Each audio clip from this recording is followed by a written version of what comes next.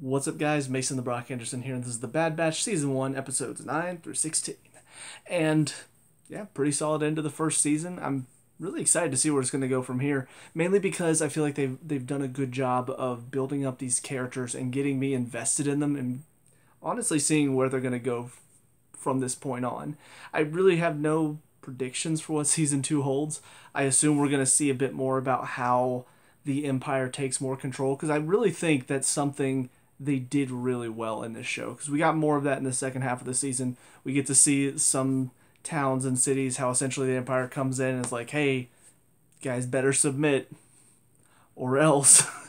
And it's very true. I mean, this is how empires, dictatorships, this is how they take control, is threat of execution, basically, if you don't surrender. So yeah, I think it's very effective in showing how the Empire took so much control.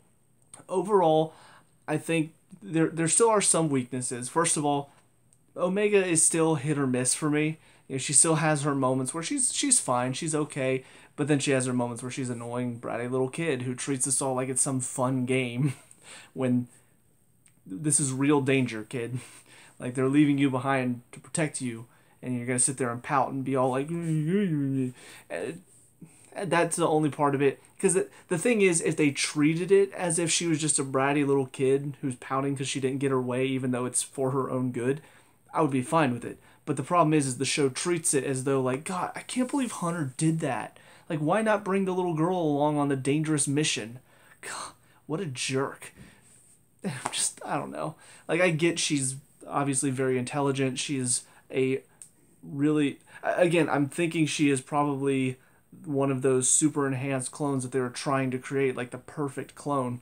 It is a little weird to find out that apparently she's actually not a kid. She was grown first, is what it seems like. Like, they seem to imply that she was grown in that enhanced lab before the rest of this, Bad Batch, which I think is kind of interesting. So does that mean she doesn't age? Does that mean they perfected the gene technology? Which is weird to me, because if she was the first one, you would think, then why did they keep trying? Maybe because she's a kid, and they're like, crap, we didn't want a kid, we wanted full-grown adults that don't age. So now we got to try again. Like, is that why they kept trying? I don't know. But yeah, it is kind of interesting to find that out about her, and I think that sets up for some more fun revelations in the second season, because there still is some mystery as to, I guess, what the genetic makeup inside of her is doing. Like, clearly she's shown she has a knack for strategy, but is that the only thing she has? Because we had those moments where she suddenly could fire a blaster perfectly, or she couldn't shoot the bow and arrow, and in the moment when she needed to focus, she managed to do it. So I don't know. I think we'll get a little bit more answers on her next season, or at least I hope we do.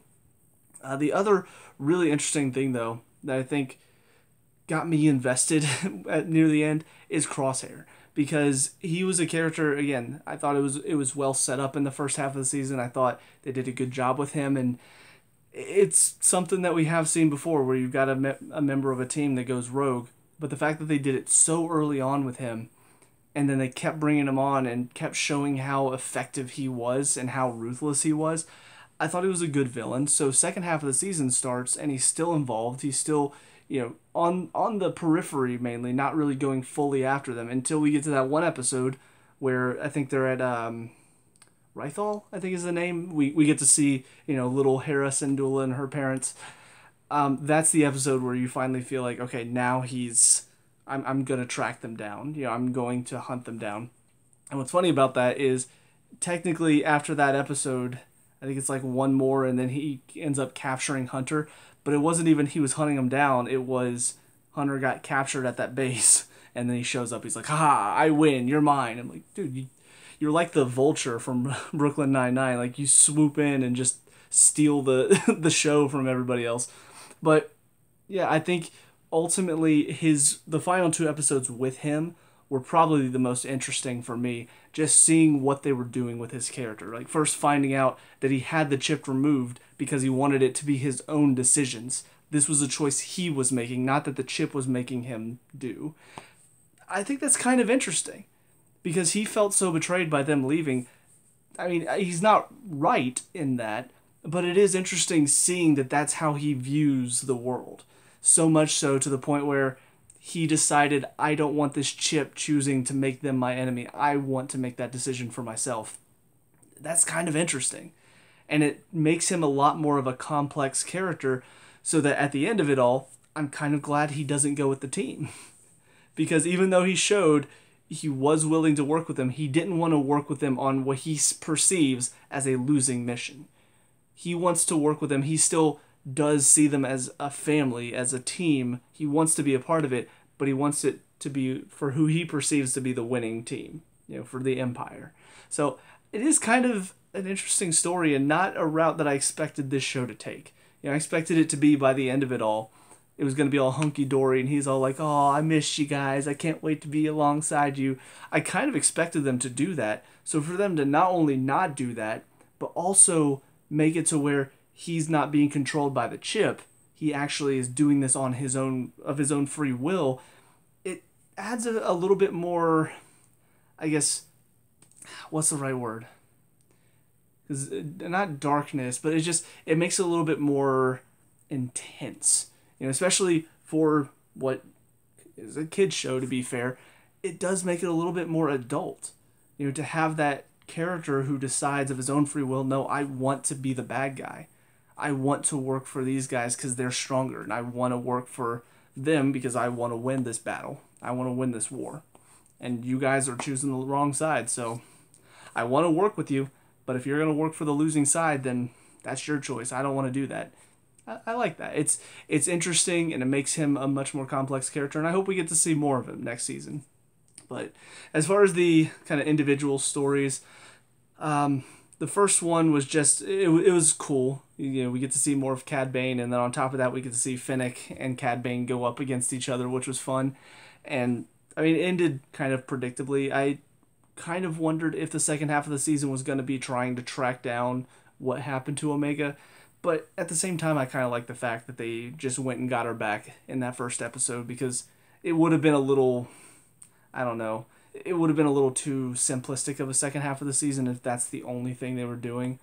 But from there, some interesting stuff. Honestly, I think, because the next episode after that was the one where they had to go help out the Separatist leader. What's disappointing, for me at least, is that episode had probably one of the most interesting concepts in its execution. Because we're going to help a Separatist leader. That in and of itself is very interesting, because you guys were fighting a war against him not too long ago. But what you didn't realize was that war was set up by an even bigger entity that is now basically your enemy. So, yes, the Separatists, there was a war there, but were they really the bad guys? Not really. It was the people who were controlling everything behind the scenes that were the bad guys, which kind of ties into how the world is now. Because I don't want to get too political, but yeah, you got this side fighting against this side. No, that side's evil. No, that side's evil. And all the people up top that are making billions off of all these people that are fighting are just sitting there laughing, just like they think we're actually for them. They think that you guys are fighting for them and we're fighting for these guys.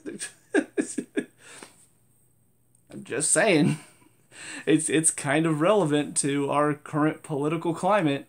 We got a bunch of civilians that hate each other and think we're at war with each other. Meanwhile, the politicians that are on either side are just sipping champagne and eating food, whatever, doing whatever rich people do. I don't know, eating like $100,000 caviar. Who cares? But anyways, it was an interesting concept. Unfortunately, it was one of the weaker episodes, only because the one half of it was Omega pouting, being a little brat because she got left at home, even though it was a dangerous mission. And then the other side was that they played it a little too much and then kind of wrapped it up a little too quickly, of the whole, wait, but he's a Separatist. Oh, but you're a droid working for a Separatist. We don't trust you. And then we get to that one moment. You need to trust me. Okay. And I know, obviously, it's a 30-minute episode, so you can't go too long with it. But it did feel a little bit like, we don't trust you. We don't trust you. We get it. You don't trust it. Okay, now we trust him. That was quick. So, but a little disappointed. But again, that concept, I think, was really interesting concept to tackle. And I thought they did it pretty well. The going back to Ryloth, seeing Hera and all of that, kind of felt a little fan servicey, I guess, for anybody who's been following like Rebels and uh, seeing them again. It was fine. You know, it was fun getting to see little Hera and then Chop and all of that. Getting to see her parents and kind of how Ryloth came under Empire control. But ultimately, I mean, it was pretty straightforward. I thought they could have done maybe a little bit more with it, had a little bit more intrigue. But for what it was okay. I think the big problem I had with that one was the moment where Hera showed up and was like, "You need to help," and they're like, "We can't." Like, literally, we cannot. It's impossible. But you guys would still try anyway if it were me. That's Omega talking. And she was like, "I would do the same for you." And then they go and do it. And I feel like that happens a little too much. They did something similar whenever they went to rescue Gregor from the one base, where it's like, I mean, we can't do this. And then Echo's like, "Yeah, but you guys did it for me." And so they go and then they do it. And granted, that one doesn't work out because Hunter gets captured. But I feel like it's happened a few times now where they're like, "This is impossible." "Oh, well, you guys do the impossible all the time." "You're right. Let's go do it." And then they go and they do it. And it's like, then why even have that moment where they're like, "No, we're not going to do this." It just feels like you're padding your runtime a little bit that you don't need to because it's not that long of a show. But then the one helping Sid with the one guy who he looked similar to somebody from Rebels, but I don't think it's the same guy because I tried to look him up to see what his story was in Rebels and I couldn't find anything about him in Rebels. I only saw that he was in this show. So maybe he's just related. I think Vizargo, I think was the guy from Rebels. I thought maybe there was some relation there. I didn't find anything though. So I don't know who this guy was, but yeah, it was just a random episode that didn't really go anywhere. You know, Sid lost the bar and then they got it back for her. Easy as that. So, but yeah, the final two episodes really were the highlight for me. Partially because, again, the story with Crosshair was very interesting. Also, seeing Kamino blown to hell, kind of interesting. Yeah, it's something where we've seen that for a while now. It's where the clones were made. You know, it's in the second movie, even though probably one of the worst ones in all of the movies. It's still a very memorable location. You know, even the music they play whenever they're flying in that one episode, it's very memorable and it has a lot of meaning to these guys because this is where they were born. This is where they were created. So to see it all blown to hell, it's kind of an interesting decision for me. And it's something where they played it up very dramatically. I'm like, you know what? Even though I don't have a lot of emotional ties, because again, Attack of the Clones, or was that the second movie? I don't even remember now. But yeah, it's a bad movie. So there is a little bit of bitterness towards Kamino from that movie in particular. However, it still is something that's, I mean, it's memorable. So whenever you have that moment, yeah, it played it very well, in my opinion. So yeah, I think it was a good finale. It was good to see, again, Crosshair doesn't decide to go with them. I don't know how he's going to get off Kamino. I don't know if he's just stuck there. I'm sure he'll have his ways. I don't know if he's going to go back to the Empire. It's also very interesting because obviously the Empire was like, yeah, just blow it up. Who cares? Let Crosshair die while he's in there. He doesn't seem to hold any ill feelings toward the Empire for it. He's like, they're just doing what they had to do. Does that mean he's going to go right back? Because that was something in Rebels. You know, the one, what was his name? The one guy that they tried to help. And then he ended up becoming their inside man. Because he was chasing for him for so long. God, what was his name? I don't remember now. But essentially he became kind of their friend and their inside man for the Empire because he was not just a programmed soldier. He wasn't somebody that, oh, they're just doing what they have to do. Oh, yeah, they left me here. Oh, well. Like, he was human. And we saw the difficult decisions he had to make. So seeing that Crosshair, he's so programmed, you know, as being a clone soldier, in his mind, you just do what you're told. And if the higher-ups decide you're worthless, oh well. You know, that means they made the right decision in the end. So it's very interesting character building for him, and I really do hope we see more of him next season because he is such an interesting character and a good antagonist for our heroes as well. Partially because he is so ruthless, but also because he knows them so well that he knows what decisions they would make and all of that. Like, he had them trapped so many times, and whether by happenstance or whether by quick ingenuity from the team to get out of it, they never won really any encounter with him. He always kind of got the upper hand. They just managed to get away every time because they're that clever too. So yeah, it sets up for a very fun second season in my opinion. I know we won't be getting back there for a little bit because I think it's like Book of Boba Fett, Obi-Wan, I think Mandalorian, and then the Bad Batch season 2. I think that's how it goes. But I don't know. I have a list. So again, I'm going in order by when they were released. So we'll see what's up next. I know what's up next is the Book of Boba Fett season 1. So that'll be the next series I jump into.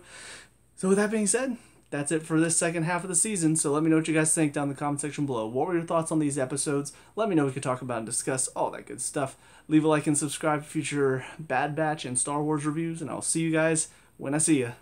Peace out.